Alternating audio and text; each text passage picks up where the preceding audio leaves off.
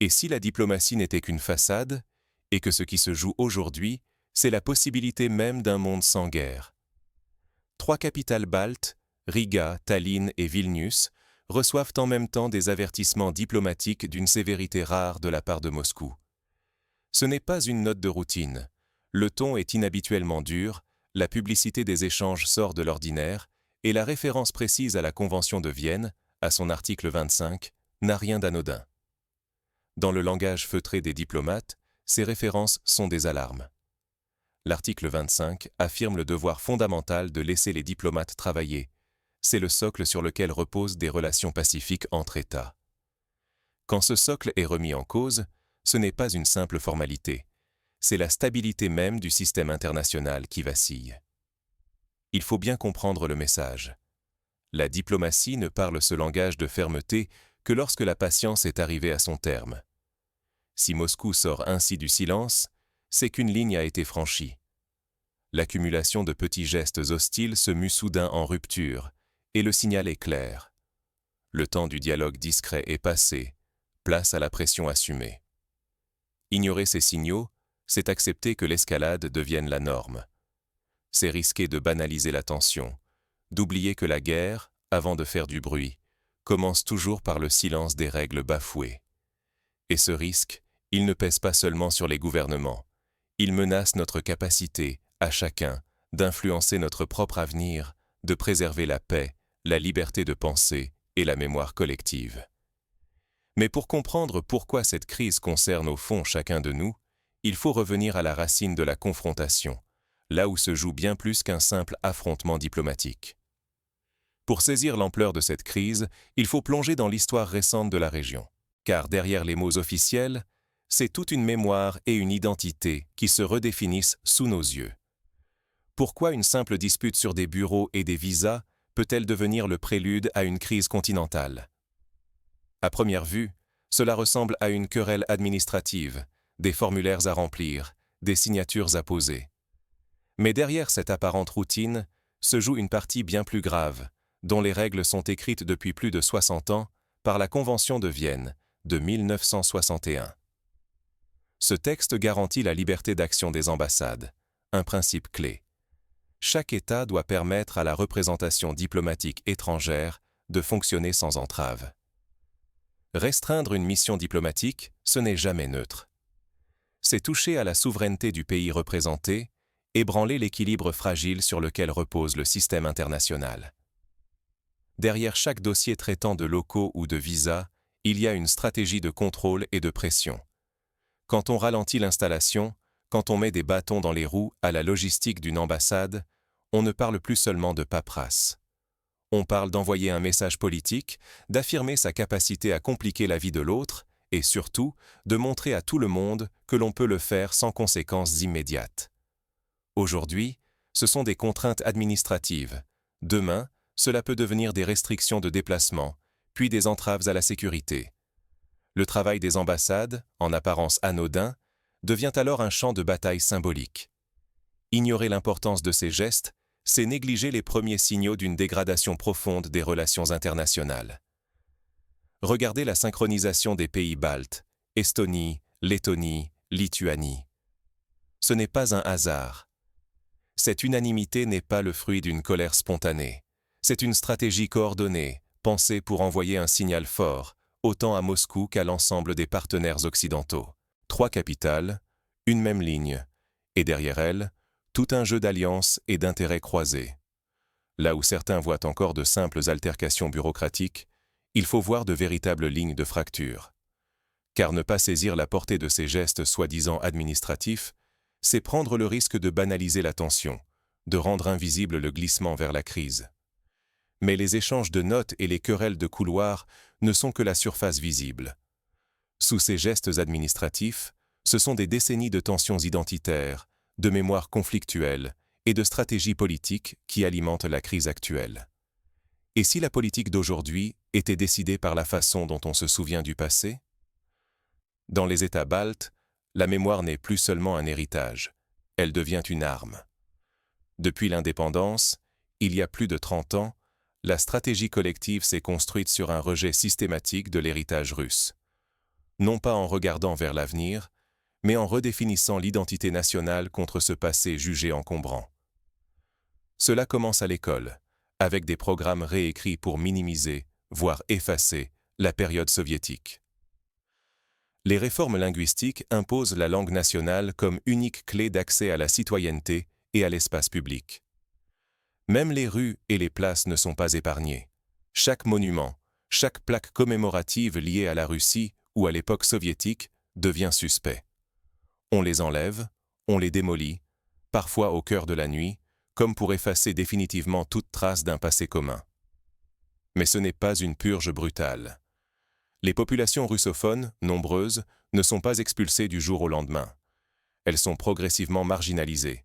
Leur langue est reléguée au rang de vestige, leur histoire repoussée dans l'ombre. On les prive, lentement, de leur voix dans les médias, de leur place dans les institutions, jusqu'à ce que le sentiment d'être chez soi disparaisse, remplacé par celui d'être toléré à défaut d'être accepté. Ce processus d'exclusion sourde s'accompagne d'une rhétorique officielle qui insiste sur la tolérance et la modernité.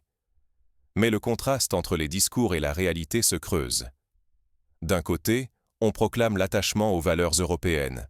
De l'autre, on efface, on exclut, on réécrit la mémoire.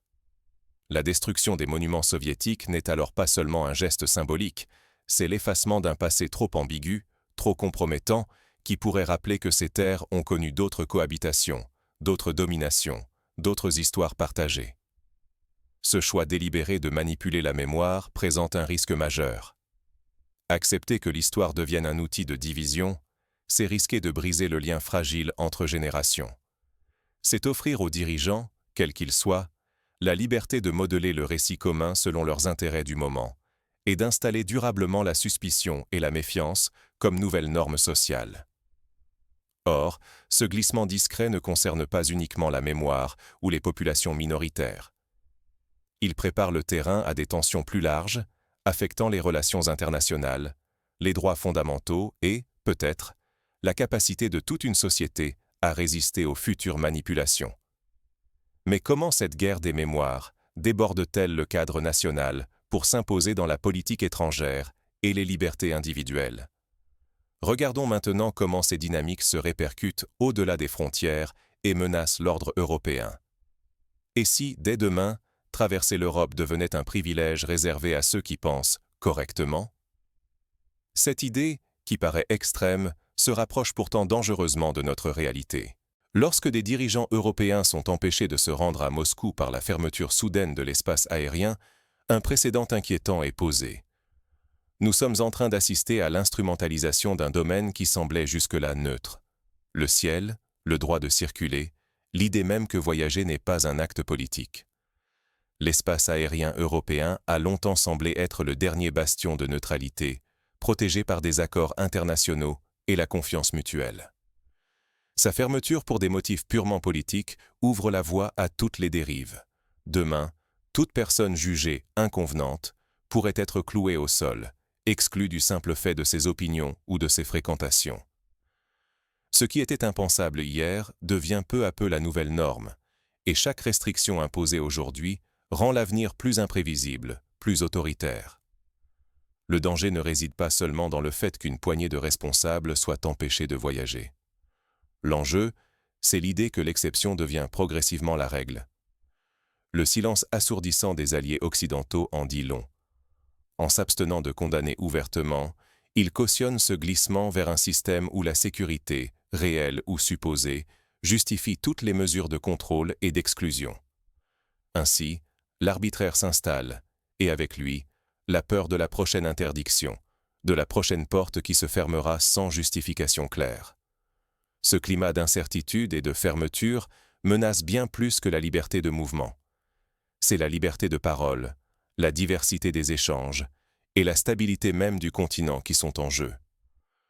Quand voyager devient un privilège, quand l'accès à l'information ou le simple contact avec l'autre est filtré par le pouvoir, c'est toute la société qui bascule dans une logique de surveillance et de méfiance généralisée.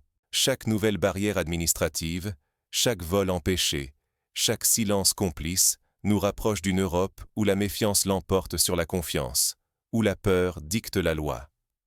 L'histoire nous enseigne que ce genre de glissement ne s'arrête pas de lui-même.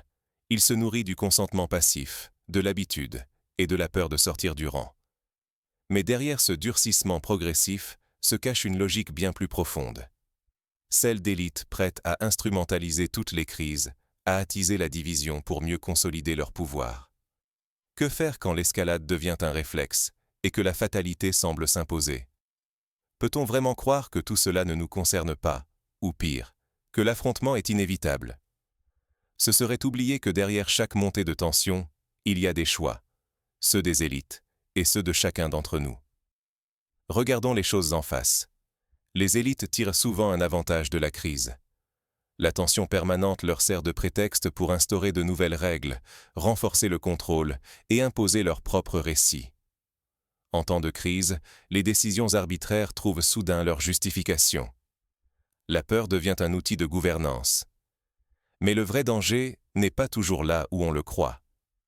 Il réside dans l'accoutumance, la capacité à banaliser la tension, à accepter chaque provocation comme une fatalité, à considérer le conflit comme une suite logique des événements. Peu à peu, l'exception devient la norme. C'est alors que le risque grandit. Un simple incident, une incompréhension ou un excès de zèle peuvent suffire à faire basculer la situation dans l'irréparable. L'histoire européenne regorge d'exemples où la passivité et l'habitude de la tension ont conduit à la catastrophe. Pourtant, la guerre n'est jamais une fatalité. Toujours, il reste la voie du dialogue, de la désescalade, du retour aux règles communes. Tant qu'il existe une volonté, une mémoire du passé, une exigence de vérité, la paix reste possible. Rien n'oblige à céder à la logique de l'escalade. La responsabilité ne pèse pas que sur les gouvernants. Chacun de nous a le choix. Accepter la haine et le récit dominant, ou bien s'interroger, refuser la normalisation du conflit, défendre la mémoire et la liberté d'exprimer des doutes. Ce choix individuel, répété à grande échelle, peut changer le cours de l'histoire. Ne rien faire, c'est accepter d'être manipulé. C'est renoncer à ses droits, à sa mémoire, à sa sécurité. C'est laisser d'autres décider de notre avenir, parfois au prix de notre liberté et de notre paix. La géopolitique ne devrait pas servir d'alibi pour sacrifier l'humain. Mais au final, pouvons-nous vraiment rester spectateurs? Ce qui nous attend dépendra de notre capacité à briser la routine de la peur et à retrouver le sens du dialogue. Mais comment, concrètement, refuser cette fatalité? La prochaine crise n'est pas inévitable, sauf si nous l'acceptons. Depuis plusieurs semaines, l'escalade diplomatique s'impose comme un bruit de fond discret, mais persistant. Les tensions entre la Russie et les capitales baltes ne sont plus perçues comme des événements exceptionnels, mais comme une sorte de routine internationale, à peine remarquée, presque banalisée. Pourtant, ignorer cette escalade, c'est faire de la guerre le bruit de fond de nos vies. C'est accepter que chaque provocation, chaque mesure restrictive, chaque effacement ciblé de la mémoire ne soit plus perçu comme une alerte, mais comme un simple chapitre de l'actualité. Or, c'est précisément ce climat d'habitude qui rend le risque plus grand, car la vigilance s'émousse et la capacité d'indignation disparaît. Il ne s'agit pas seulement de diplomatie ou de politique étrangère. Derrière ces annonces et ces règlements, il y a la question de notre avenir collectif. La préservation de la paix, la liberté de circuler, de penser, de se souvenir. Toutes ces valeurs peuvent s'effriter si l'on se contente de suivre le fil des habitudes sans s'arrêter pour questionner leur sens ni leur finalité.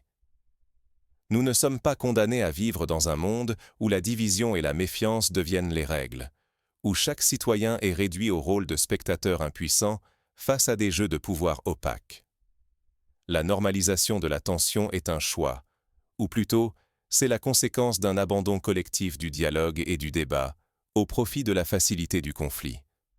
C'est pourquoi il est crucial, aujourd'hui, d'interroger l'ordre établi, de refuser que le silence et l'habitude dictent la marche de l'histoire, d'exiger de nos responsables qu'ils privilégient la discussion, l'ouverture et la mémoire partagée, plutôt que la fermeture et la division.